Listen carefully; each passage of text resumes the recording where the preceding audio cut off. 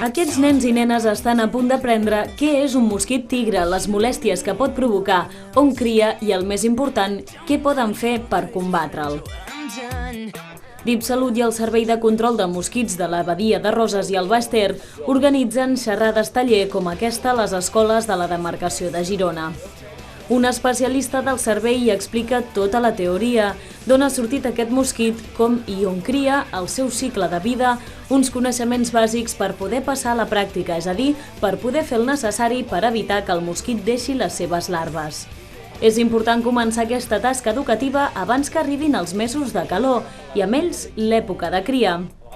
Aquí els nens el que els ensenyem sobretot és a distingir la biologia dels mosquits, que aprenguin a distingir-los, que aprenguin que tenen unes larves que són aquàtiques, que poden criar en qualsevol punt de casa seva i sàpiguen distingir-los. Ensenyem mosquits dissecats, un mosquit tigre i un mosquit comú, un mosquit de la nit, i que puguin distingir l'un de l'altre, que s'assemblen molt, però insistim que si s'hi fixen bé es poden distingir per aquest tipus de color més negre del mosquit tigre i els puntets blancs que té.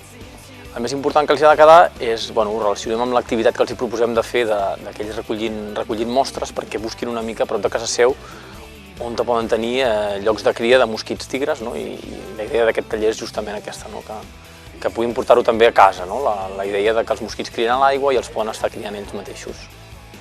Uns exemplars dissecats ajuden a apreciar les diferències entre el mosquit autòcton i el tigre.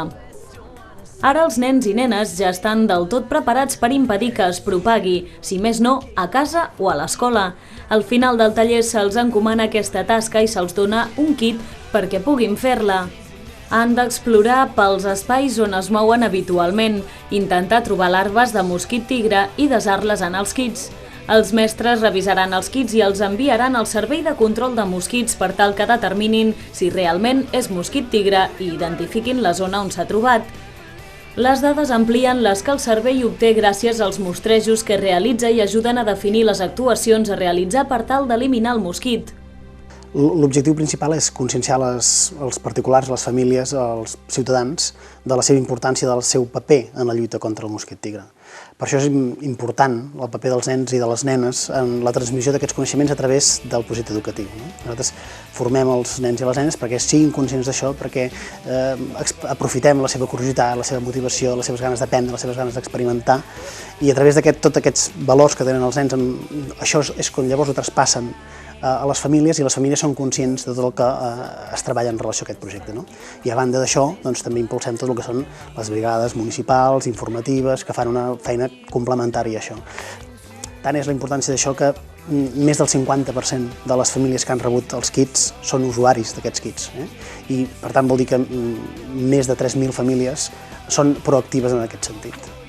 El programa educatiu del mosquit tigre busca sensibilitzar la població sobre l'impacte del mosquit sobre la salut de les persones i el medi natural. També dona eines a les persones perquè impedeixin la reproducció d'aquest insecte. Alhora, la iniciativa contribueix a que l'alumnat es familiaritzi amb el seu entorn natural i aprengui a valorar-lo.